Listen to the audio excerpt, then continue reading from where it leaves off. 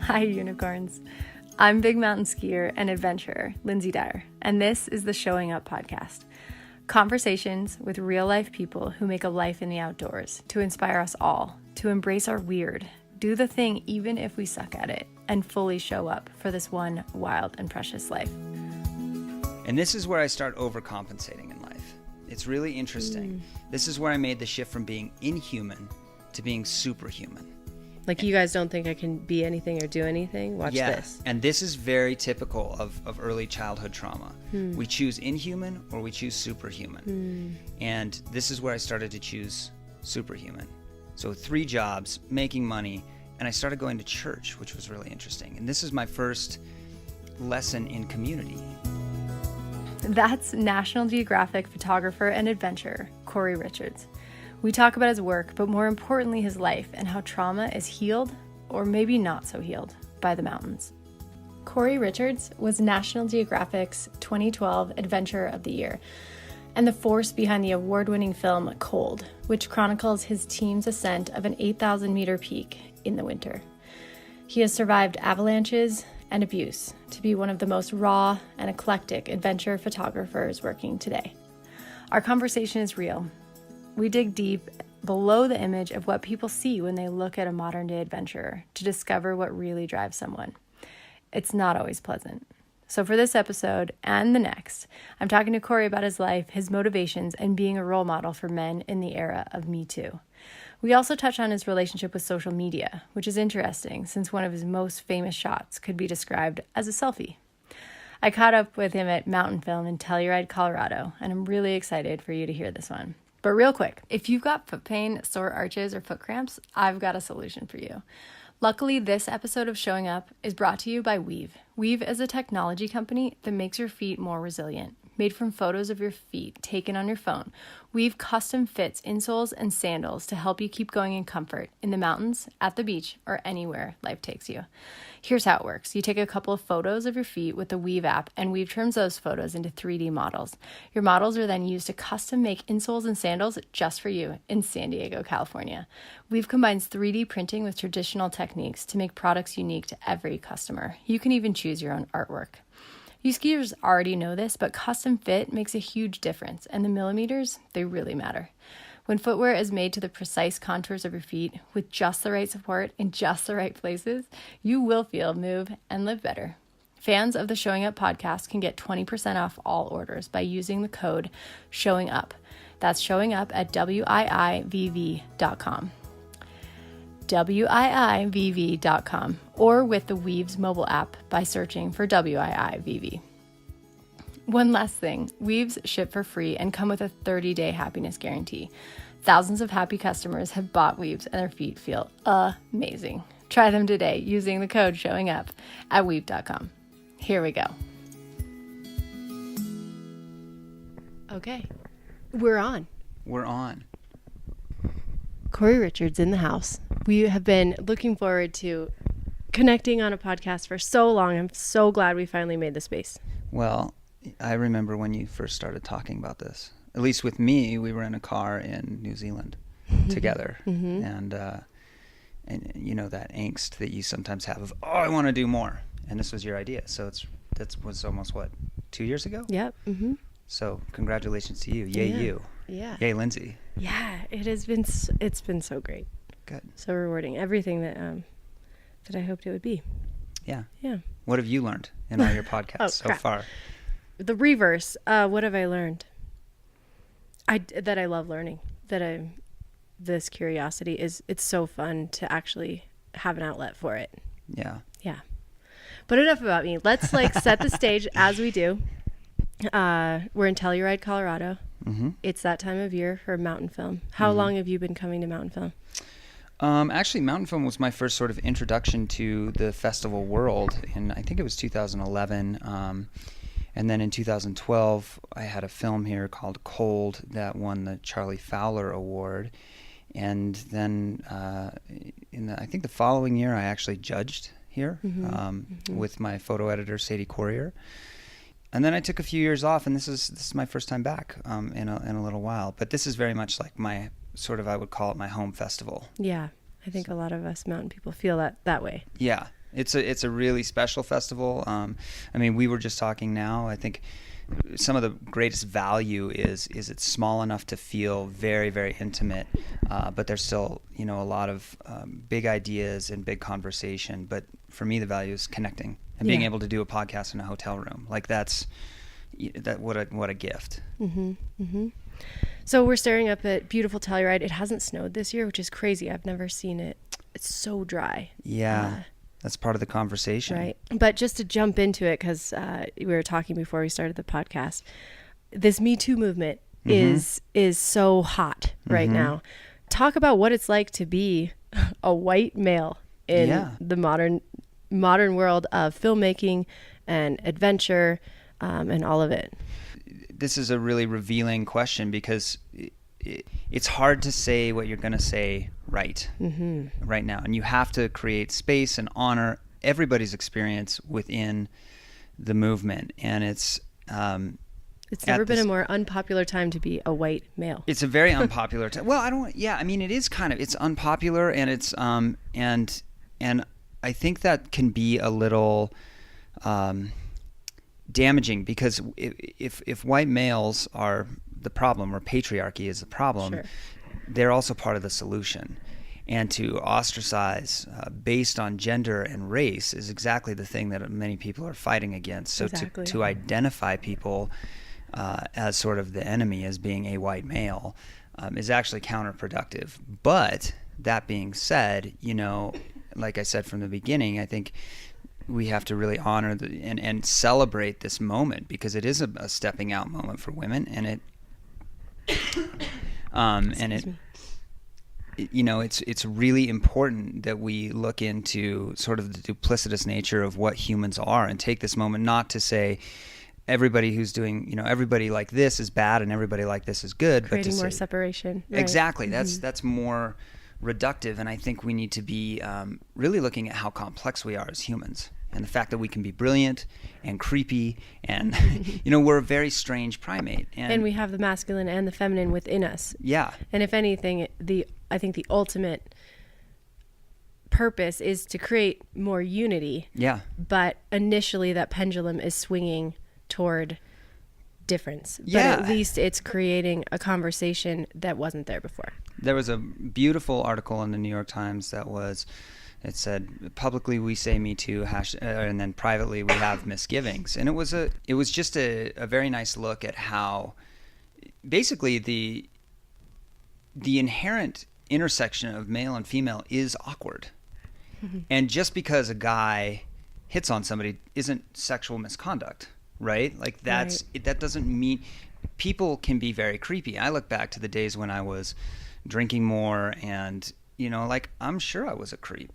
And that's scary, to think like. But at the same time, men don't even know how to be men these days. I think it's a really confusing time to follow your instincts, be respectful, but also be a man. Right? Yeah. And where are the lines? Well, I think that is such an interesting point, and I hope we get really back to that later. It's like, what does it mean to be a man now? Exactly. And it's one reason why I have wanted you on the podcast for so long, because as much as women need healthy role models right now, I think men absolutely need more guiding lights. And it's a confusing time, and to have someone like you, who is so accomplished, who's been walking this line and without a whole lot of healthy role models for yourself, and trying to figure that line out for yourself.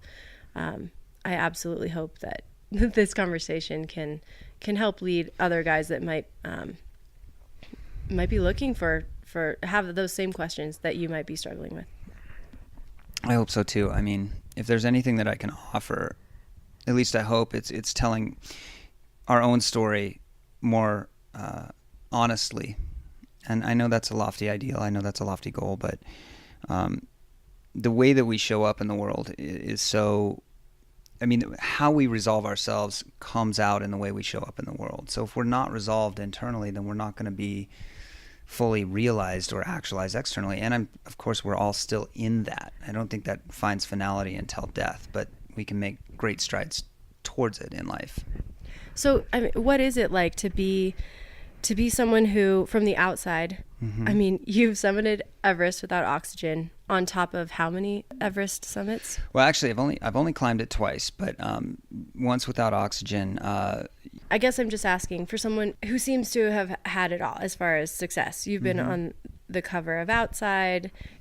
You have spoken at the World Economic Forum at the highest, with the highest diplomats. You are representing some of the not fluffiest, fanciest, incredible brands. You've worked in the gnarliest conflict zones. It feels like you have done the hardest things across the board. Where are you feeling accomplished? Like you checked off a box that you're proud of as a man or as a human, and where are you still struggling? That's a really good question. Because one of the fundamental issues that I face just as a human, but certainly as a man in this day and age, is the sense of lack of accomplishment. I don't feel like I take adequate time to observe my history and the things I've done and say, congratulations, you did well. Like, it's always, okay, that's done, and now what am I doing next? And I think or it's still not quite good enough. It's not good enough. I think that's symptomatic of our culture, that we are constantly driven towards more. I'm not good enough. I need to be sexier. I need to have a better body. I need to make more money. Or I'm not where I thought I would be. I don't feel the way I imagined I would once I checked off that box. Absolutely. I mean, that's the sort of the anticlimactic nature of having big goals. And then you achieve those goals, big ones, and it is so anticlimactic that you make a bigger one rather than, giving yourself sort of some compassion, saying, good job. So I think it's, I don't give myself enough credit. I don't think in any way that I've given myself I don't think I've stopped to say good job at any point. And I struggle with that. That's pretty cool that you are at least aware of it. Yeah. Because otherwise it's a disease. It's a disease that, it's twofold. It's wrapped up in our sort of ADHD culture, where we're glued to our phones and, Instagram and checking out what everybody else is doing. And I often say it has us comparing our insides to everybody else's outsides. So the whole breadth of our human experience to a curated vision of what somebody else wants you to see.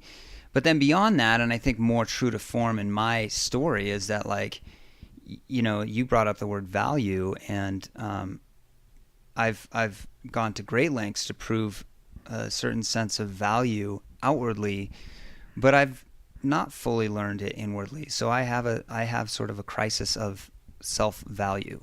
I think a lot of people in our space do. It's almost this reflection on the outside world of, if I conquer that, I'll be good enough. And so I like to keep that in mind too.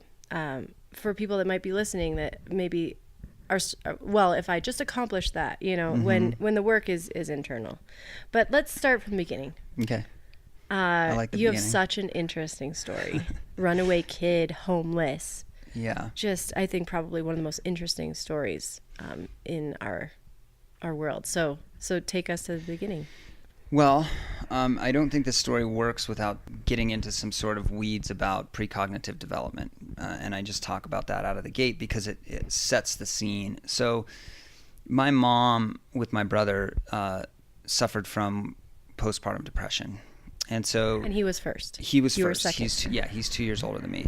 And so he had what's called insecure attachments, which essentially means that he can't sort of complete the emotional feedback loop that he needs. He's not getting the emotional feedback that he needs from his primary caregiver. So, and that was because mom was suffering from postpartum depression. So when I came along, he figured out, and kids do this. This is all like 0 to 3, 0 to 5. Their brains are not developed. They're not developed, but they figure out brilliant ways to get their needs met. Right. And so, without empathy. Exactly. Empathy grows. I'm sorry to cut you off, but No. I've just learned this too.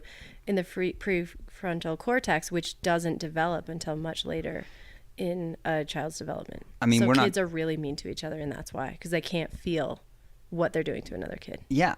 And yet we still have the capacity to understand it. We have those moments as children where we reach out and we go, oh my God, I feel pain for this other person, but it doesn't fully develop.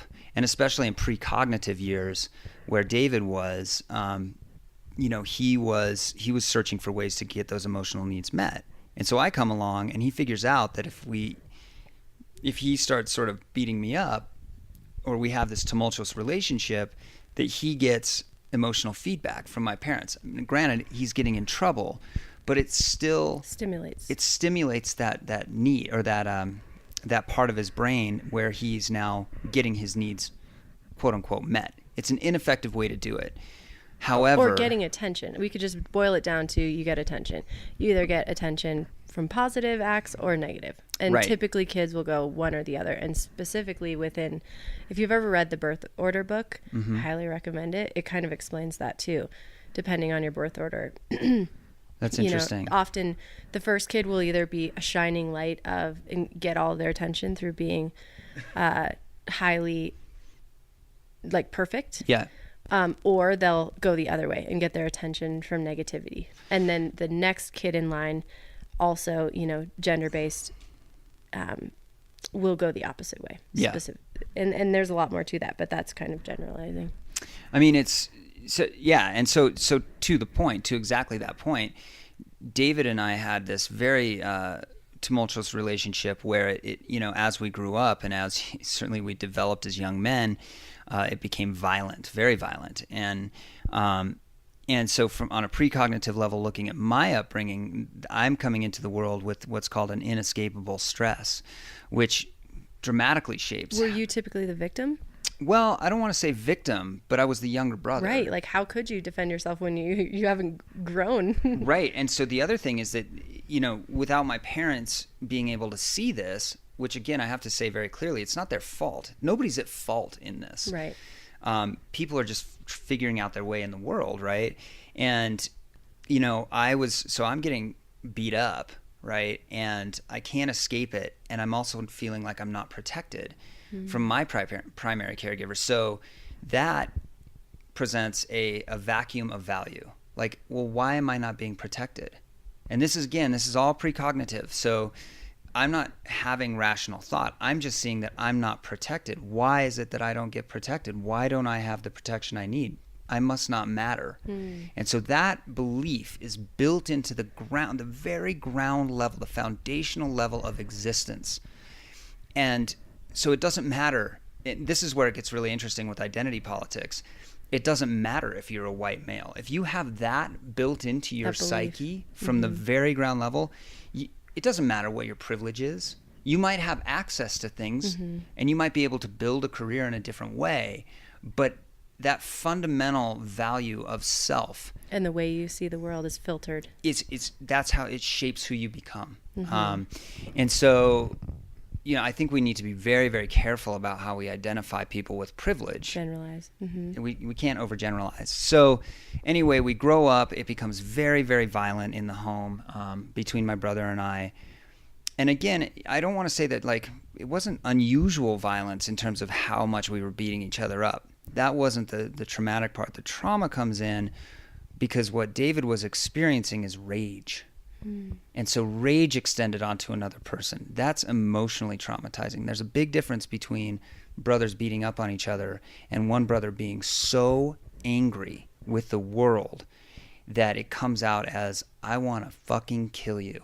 That's a different kind of experience. And anybody who's been the target of rage will know that.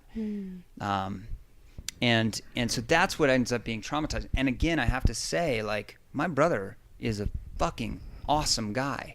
He's a great human being. This is not by virtue of him wanting to be a bad person. This is by virtue of a whole set of circumstances that he had no input in. And isn't that always the case? That's usually, it's usually the case. And at some point you start making decisions that you need to be held accountable for, but in these very early years, you're not doing that. And just so you know, too, we develop emotionally over the first 7 years of our lives. Whatever goes on then very much has impact emotionally of how we'll see the world for the rest of our lives. So if mom's not around, if mom's not present, if whatever's going on at that time, it very much sets the stage. Yeah. And so it sounds like you've done a lot of work around healing that time of your life. Well, I mean, if I'm going to be very honest with you, I've done a lot of intellectual work. And I've really just scratched the surface of the emotional work. And I think oftentimes those two things get mixed up because it's really different to understand what happened and to feel what happened. Are you at peace with it now? I'm very much at peace with it, but I also understand that intellectualizing things for me is a form of defense. If I can talk about this and project it, that I have it all together, I still don't have to feel. And so I'm working on that, and are you saying that feeling is a way out of it? Like, where does feeling come in? Well, in healing it? Feeling is healing. So for people who might be listening, like if you went through any sort of trauma, like everybody has something, right? Yeah. In their childhood that wasn't ideal. So what advice would you give to healing it so that it doesn't continue to come up in your patterning as an adult? I mean, if I'm going to be honest, I think therapy is a beautiful thing, and really tracking back to, because once you can be unflinchingly honest about your patterns and who you are and what you do in the world, good and bad, then you have a platform to jump off into, and you can go and you can search out, well, why do I do these things? And first you peel back that layer of understanding it, and then once you understand it, you can really start to go, okay, well, how does that, like, from a somatic level, how does that make me feel? What am I experiencing when I recollect? How am I processing this? What do I do? What is my pattern when I go back to this place? So you're becoming aware of it versus always at the mercy of it, or always in it versus looking at it. Exactly. There's there I go again, getting triggered in this way, or this type of person shows up in my life and I'm feeling this way again. Right. And how do I sort through that by actually engaging in the physical responses that I have and watching my actions. Awesome. So take us back to the story. So you're getting beat up. What's next? We were both smart kids. I went to high school 2 years early, as did my brother. My grades, I started to suffer from depression, which is pretty normal when you're in a house where this stuff's happening. How old are you about now? I was 12, 13. Okay. And I basically went from straight A's to like failing out of school. I jumped around. This is in Utah? This is in Utah, Salt Lake City. And I left West High School. I went to Judge Memorial Catholic High School, which was a private school. And I was asked politely to leave after about 3/4 of a year because I was just pushing against everything. I was just breaking every rule I could for the sake of breaking it. Because I was a contrarian, and so I went back to public school and just completely got lost.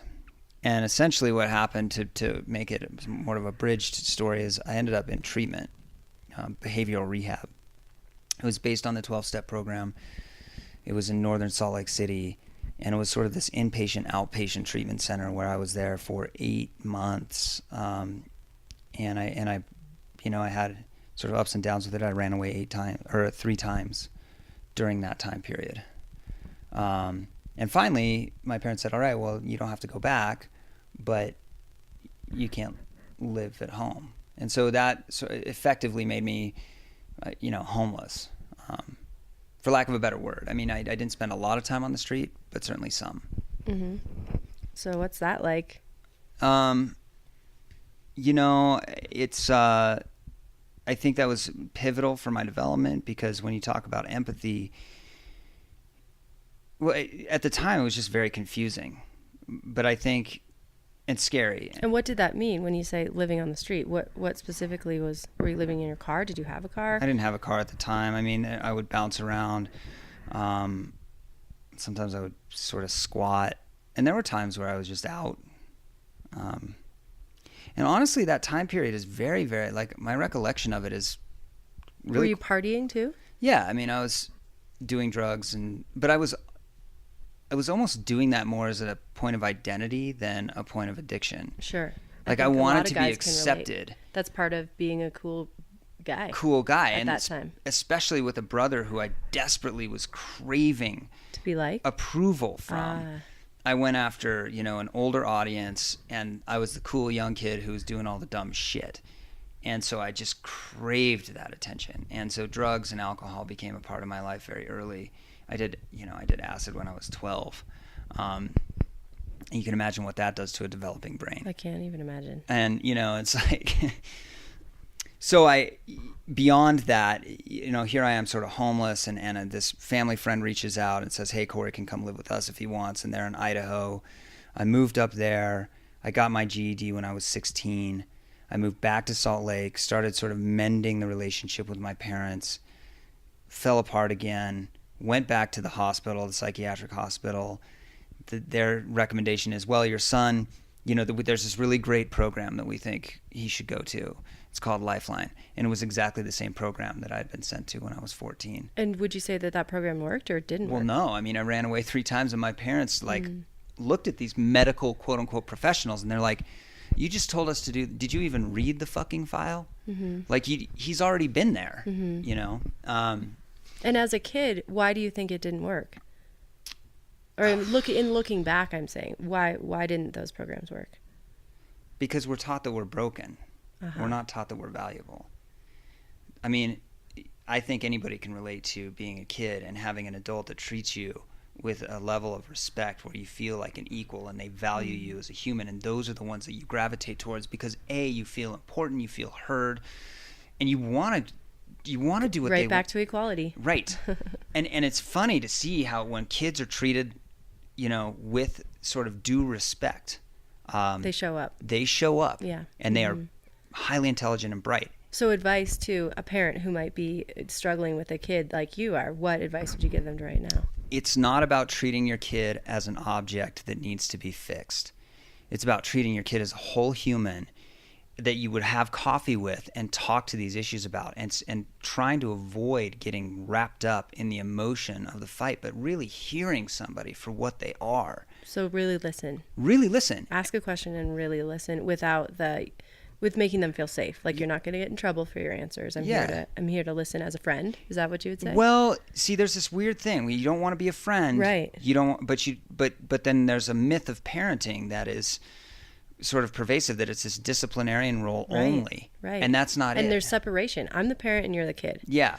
So I'm playing my role and you play your role. And once you can step into the role of, I don't see you as an object, I see you as a human, a whole human who I care about. And tell me about really what's going on. Love it. And creating that space. Now, granted, that takes a long time to create. You're not going to go from one to the other. But that comes back to resolving the conflict within yourself. Because if you're not resolved and you're trying to go at your kid and to get them to resolve, forget about it. Good point. So if you're observing huge conflicts between you and your child, first place to start is going to therapy yourself. Beautiful. Thank you. Thank you. Wow. Isn't that the truth? We're so often trying to point the finger towards the outside when we can so often take responsibility somewhere within ourselves. Yeah. Yeah. Thank you. Okay. So back to the story. No, I'll try and keep it short. No, I mean, that's kind of the point. I'm always, we'll go on tangents, but the story gets us there. Well, and so anyway, I sort of ran into a wall with my parents again when I was 17. And they asked, what do you want to do? And I said, I'd like to try living with my aunt and uncle in Seattle. So they took me in, and this was a sort of a boom moment of growth in my life in very interesting ways. And my uncle, I wasn't in high school, obviously, and he's like, okay, well, you can live here, but you got to get a job. So I got 3. And this is where I start overcompensating in life. It's really interesting. This is where I made the shift from being inhuman to being superhuman. Like, you guys don't think I can be anything or do anything? Watch this. And this is very typical of early childhood trauma. We choose inhuman or we choose superhuman. And this is where I started to choose superhuman. So 3 jobs, making money, and I started going to church, which was really interesting. And this is my first lesson in community. Because to that point, I was a fish out of water. And all of a sudden, and it was an evangelical sort of modern Christian church, and all of a sudden I found this community that at the time seemingly had no judgment. They just loved me. and it was surrounding, and it was encompassing, it was warm, and there's such value in seeing and in having those experiences. Now, I'm not advocating for being Christian. I am not. But at the time, it was exactly what I needed. Community. Absolutely. I needed community. And that's the thing when we talk about kids again, the reason we're having so many problems with kids these days, I mean, you look at the school shooting epidemic, we do not create community for ourselves and for our children. And they say, I can't remember the exact quote, but the opposite of something like the worst thing you can imagine. Yeah. The opposite of it is community. Yeah. And we so often think that we're alone, and isolation. Yeah. Like isolation equates to death, because that's where you really think you're the only one in the world. And the solution to that is community. Yeah. And it's not about love and hate as much as it is about isolation and community for the win. Yeah. And who you surround yourself with. Because if you surround yourself with, idiots. Or even just listening to a podcast and recognizing, wow, that person feels some of the low points that I do. Maybe it is okay to keep going. Well, that's my whole ethos with the message that I have right now. Outside of political and sort of social messages is we have to step into a place with ourselves where we're willing to both admit to and experience vulnerability and solve it through community. Absolutely. And that is 100% why I wanted you on this podcast. So anyway, back to being weird and like hyper Christian for a little while. What's your age at this point? 17. Okay. My uncle says, well, I think you should look into going back to school. So I applied to some schools. I actually got into a seminary school in Northern California. I was going to be a youth pastor. Interesting. And Preach it, right? and then I got into another school. My SAT scores were horrible, but I wrote an essay to a school called Rocky Mountain College in Billings, Montana, of all places. Mm-hmm. And I went there. I ended up going there. My parents were pretty close, living in Red Lodge. And at that point, I started to have community again, and I started to have community with people my age. And so there was a healing there as well. And my parents, again, despite all of the shit we had been through, they were very, very supportive. And so when I guess it was the first summer in between my freshman and sophomore year of university, I decided to go to Denali and Peru. They were super supportive. I had been brought up climbing and skiing, and so they were like, yes, go do this. And this was my reintroduction to the mountains. Yeah, is that also why you chose Rocky Mountain College? Well, Rocky chose me. I wouldn't have gotten in anywhere else, as a high school dropout with a GED and not great SAT scores, you're pretty limited. Yeah, so yeah, exactly. What did the mountains and climbing, what role were they playing in your childhood, and why did you choose to go that route at that time? Well, children who have sort of a traumatic upbringing can oftentimes feel a certain element of disassociation or lack of belonging. Mm-hmm. And so the mountains and this community offered identity. So we're all misfits. We are a little bit, and we feel out of, not really comfortable in our own skin. And the mountains gives us this place to perform, to excel, and to be a part of something that feels bigger than us. And so it forms an identity that demands nothing of us other than what we already are made of. And it treats us all the same. It treats us all the same. It's a great leveler. Mm-hmm. So I got back into climbing, and the next semester I decided to, I asked my parents if I could study abroad. My grandma had put some money aside for me, growing up for university. And so I moved to Salzburg, Austria. I met a guy named Andrew Phelps, who was a photography instructor there, and he looked at some of my pictures and he said, I think you should do this. And to this day, I don't know what he saw, because, I look at those pictures and I'm like, there's nothing here. But he was the one that said, you should do this as a career. Wow. So Yeah. you had that mentorship. Wow. Yeah. And he's amazing. And he's in my life to this day, and we're not in close contact, but we reach out and touch base every now and again. And so I was there. I was in Europe. So was that an example of someone who treated you like an equal, like you were saying, who saw your value 100%. and therefore you followed it? 100%. Andrew saw no delineation between me and, somebody, I was 20 at the time, and a 35-year-old. He was like, and when you're 20, you want to feel important. You want to feel validated. So that treatment of that is imperative. And so he'd have me over and we'd talk about photography, and he treated all his students the same, as these young intellects, but they were equal.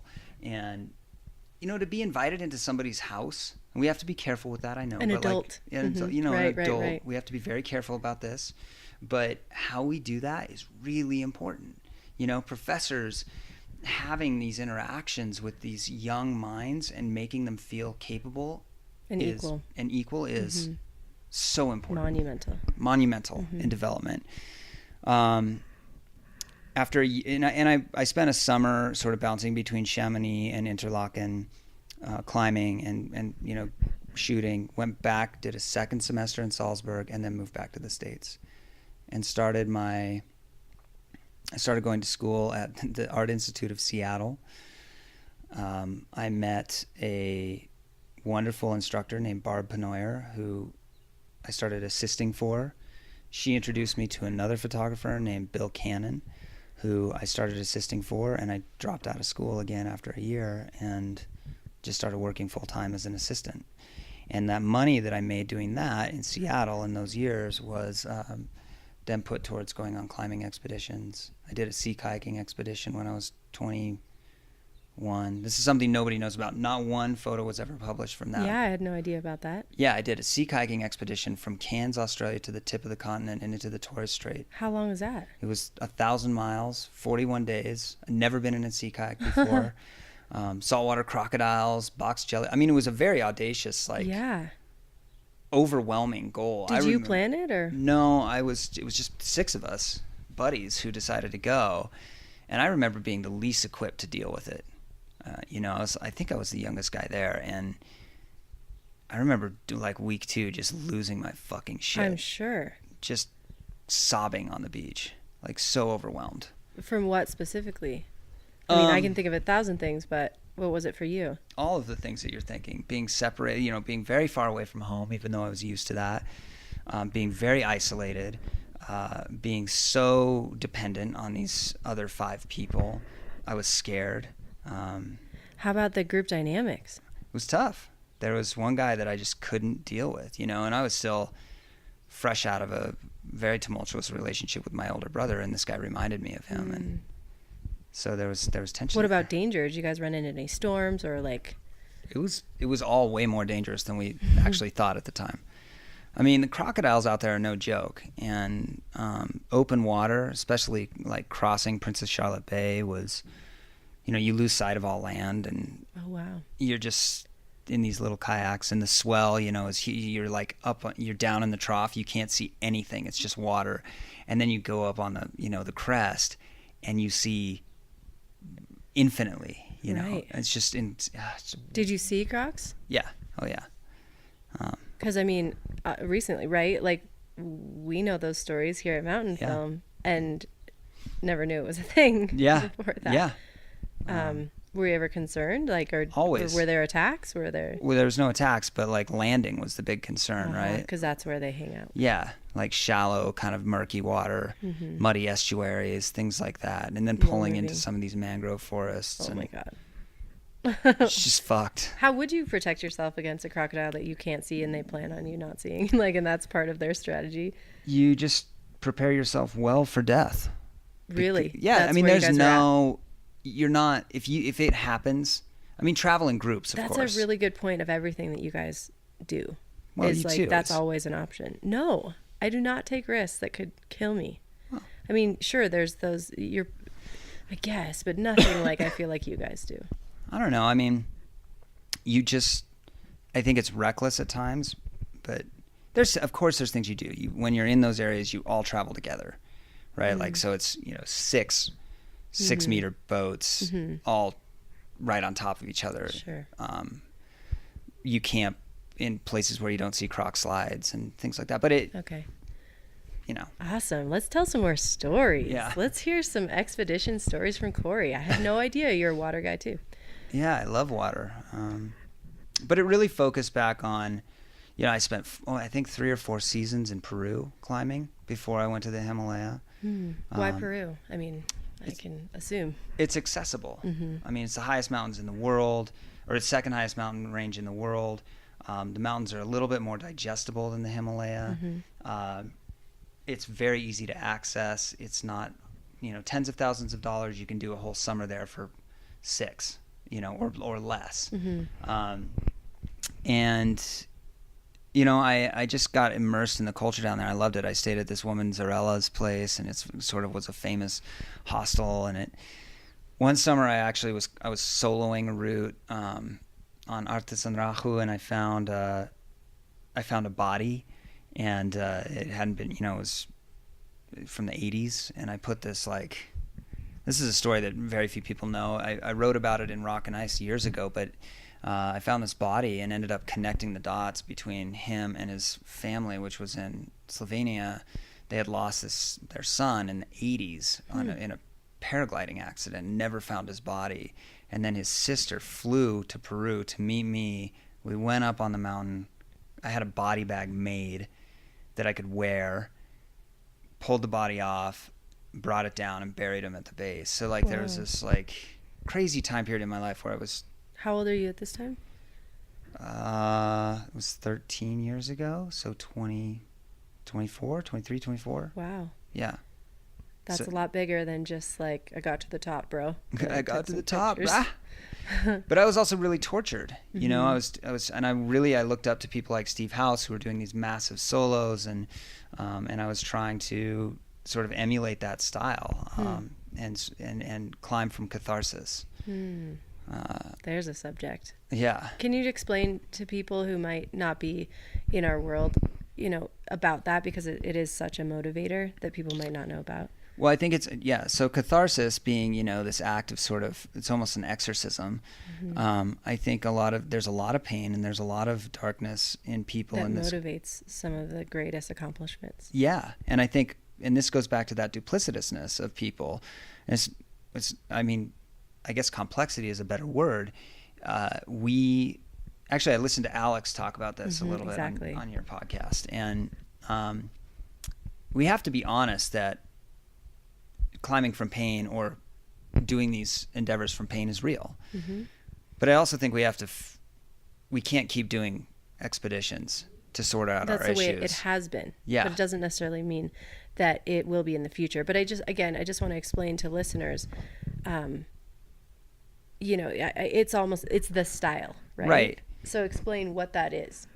Well, something happens in your life, you break up with a girl, you have an abusive relationship, whatever it is. You're deeply suffering. You're deeply suffering in some way.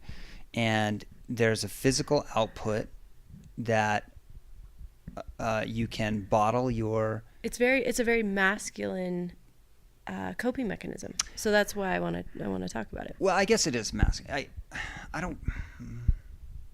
There's nothing wrong. I'm just trying to mostly explain it. Yeah. So it's like this reactionary activity where you take your goals and you wrap your pain into them. Fuck you, I'm gonna do it. and I still have some. And I'm willing to die trying for it, because what else? Fuck you. Well, and what is there a purpose in some places? You're questioning everything at these times. I mean, I'm generalizing, but I'm trying to set the stage for.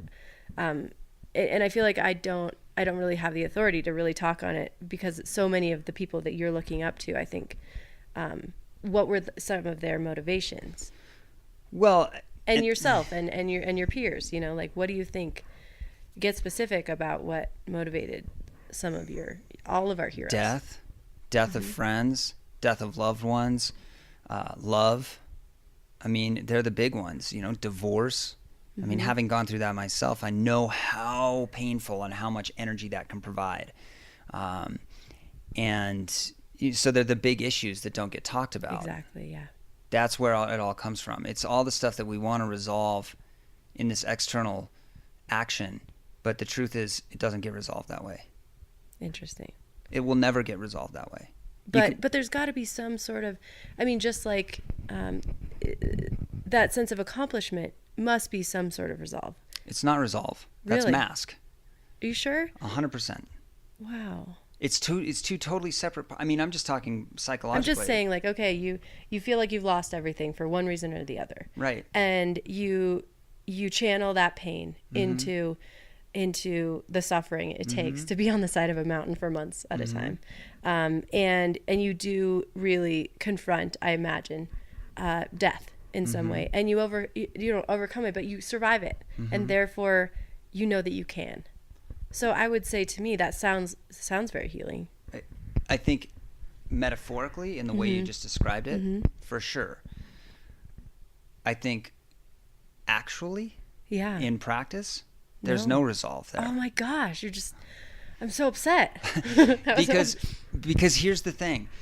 You don't fundamentally work out the issues that you've gone through, whether it's in a divorce or a breakup or death. So you're just making yourself, first of all, you're distracting Fair yourself enough. with an immediate prospect of survival, right? That takes all of your focus That away takes from all wherever of your your pain focus is. away from where the real pain is. Okay, fair enough. So you're running away. It is. It's an escape. And we're not generalizing here. You would say this is the main.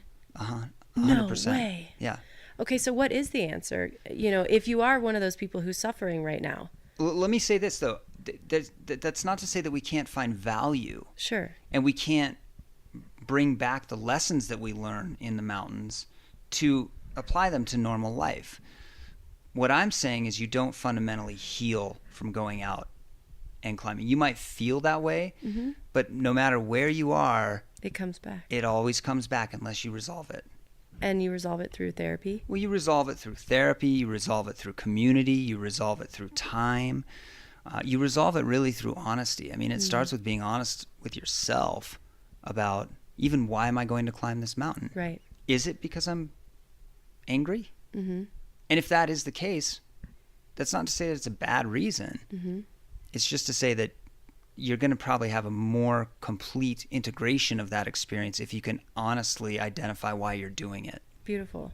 I think also that brings up an interesting point. So much of what does motivate these days, as where I think some of our heroes, it might have been motivated through I'll show you or those pain places. But now it's like, look what I can do, right? Yeah. I'm in a, you might even not go for a hike or outside one day, but knowing that you can spew it on social media that you're outdoorsy, it's a different kind of motivation. Well, I think there's a tragedy right now. I mean, social media is useful, but one of the things that I find so destructive is this selfie culture, which is actually really funny because for those people who are listening that don't know, my most famous photo ever is a selfie. So I have to own that. But this is before it was a thing. Yeah, it was. We're going to need it. We've got to get to that story, and we will. But it's really funny because I see, and it's especially with young women. I'm still not okay with you putting yourself in that class because you were capturing a moment for yourself that was one of the most terrifying. This wasn't a, hey, I look great selfie that I want to project to the world. This was a capturing probably the most vulnerable moment of your life. And it created cold, which we will get to. So I just want to clarify that before you throw you on the bus for something that is not equivalent at all of, I'm putting this out there as for validation. Exactly. Well, and that's my point. And I see it a lot with young women, especially. I don't want to point a finger there. But I think that's part of our culture where, and young men too, but I see radically talented young women in the arts world who are brilliant photographers, brilliant painters, or very talented, and the pictures are always like a selfie of like, look at me, and or even a selfie with the art I'm noticing these days. And it's sort of this, and then it becomes about the validation. You're so cute. Oh my God, your art is so amazing. It's like, that's not real. That is not real. That is augmented bullshit. Yeah, well, it does the trick sometimes. You know, I'm playing devil's advocate. Okay. I can say personally, I can put up some of my greatest work as a photographer that I'm so proud of. And it gets half or less of the traction that a You photo in a of bikini. myself. No, even just photo of myself in it. I get what you're saying. And I get so disappointed with that. But I'm like, well, that's the game of that, whatever this medium requires. And so I'll give them what they want, because that's what they want. And intermittently, I will throw my art in and make them look at my art. Right. Does that make sense? No, and I get it. So you got to play the game a little bit. So but I'm with you on that. I mean, it's and as a very attractive woman, I mean, you and I have a very open and honest relationship, and we talk about this stuff a lot, actually. As a very attractive woman, I also know that you felt deeply trapped in that. And so we're all put into boxes Right. for exactly like you started the conversation, for what we look like and our gender. Yeah. But we truly have, that doesn't describe us at all. it doesn't even, you know, woman of color, privileged white girl, you know, patriarchal privileged white boy. I mean, these That's things. just the box that we came in. Yeah, that was our vehicle for being born, and it doesn't predispose us necessarily to the output and impact we can have on the world. But I will also take every gift I was given and use it toward creating a message. Or Fair enough. I guess my heart breaks a little bit because that's where we find value. You know, especially young women. I'm like, your value is not because you're fucking hot. Your value is because you're really talented. And it's sad to see the way that Instagram has sort of, specifically Instagram, has really altered our understanding of value. I hear you, but I'm also got to play devil's advocate in that, you know, we try to blame society, but we are society. What pictures do you look at? What pictures do you click on? And I'm not speaking for us specifically, but that's what I'm saying. My heart breaks. exactly, because that's just the way it is, right? Yeah, like, it is. Like, regardless, we're still animals and we're still sexually motivated. Absolutely. And therefore, a hot picture, guy or girl, is going to get attention. And let's just call it what it is. And then, yes, the more sophisticated we are, we can go for the art, hopefully. But at the root, that's what drives so much. And that's just the way it is. You're right. There's nothing I can... But we can change it through what pictures we do look at and where we do see value. And I think as we become more mature, we do. Yeah. And so it gets taken care of. I mean, my most favorite, to your point, my most favorite photographs that I post, like, these are representative of where I want to go in my world and in art, and like, and how I want to represent my vision. Least liked. The most liked photograph I've ever had was not even the two most. One was the selfie. Yeah. And one was a picture of me. Isn't that ironic? And I've been having it goes both ways. Yeah, I've been having this conversation. Like, well, do I post more pictures of myself? Yes. Your friend, like, yes, I love your work. You know how much I love your work. But I think another point that we need to remember as we're posting is this is how we speak to the world, to our friends and family, as to what's going on in our life. And so those people that genuinely care about us, and those people that don't necessarily know us, but they genuinely are interested in us as humans, they also want to know. And so just for that reason, yes, it's okay to just post a marginal photo, as far as, you know, as a photographer would see it, just to let people know what's up. You know, that's the Instagram culture that we're talking about. But any more on this subject, because it's a great subject. That's the thing with you and I. We could talk for I know. 3 hours. I've only given us 2 hours. I know. But can I also just say, since we're talking about it, your imagery is so incredible. Thank you. Thank you so much. It is, as I have figured out how to only look at the posts that I want to see, they are so beautiful. Along with the stories you're telling. But yeah, your work is stunning. That. What is it? It's just at Cory Richards with no E. He's also he writes very poetically. So. Thanks so much for listening, friends. If you enjoyed the conversation, give us a review on iTunes. It helps spread the word, and be sure to subscribe. Tune in next time for the second part of my talk with Cory. We'll get to one of his most famous images and how he copes with the competition that comes up with being a well-known adventure photographer. Also, huge thanks to our sponsor, Weave, who makes 3D custom insoles and sandals specific to the contours of your feet. Fans of the Showing Up podcast can get that 20% off all orders by using that code, SHOWINGUP. That's showing up at WIIVV.com. Our theme is Wings by Nikolai Halides, used under the Creative Commons license.